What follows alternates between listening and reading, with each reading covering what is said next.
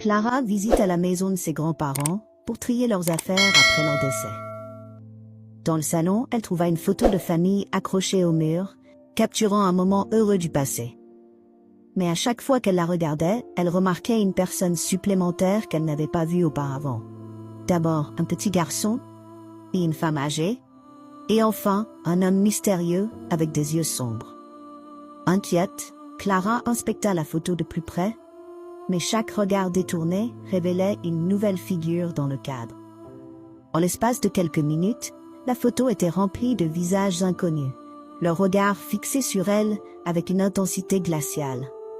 Clara entendit un murmure à son oreille, comme si des voix chuchotaient des secrets terrifiants.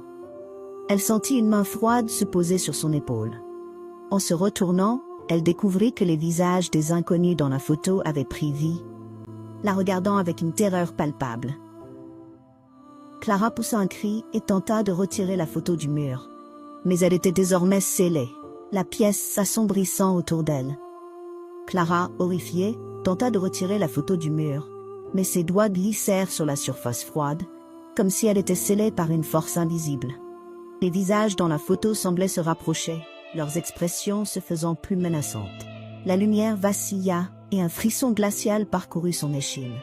Soudain, la photo commença à se déformer, les visages s'étirant et se déformant jusqu'à ce que le cadre se brise en éclats. Les figures sorties de la photo envahirent la pièce, se transformant en spectres qui chuchotaient des mots incompréhensibles. Clara, prise de panique, chercha une issue, mais les ombres se resserraient autour d'elle. Alors que les murmures se faisaient de plus en plus forts, Clara comprit que la photo n'était pas simplement un souvenir, mais un piège.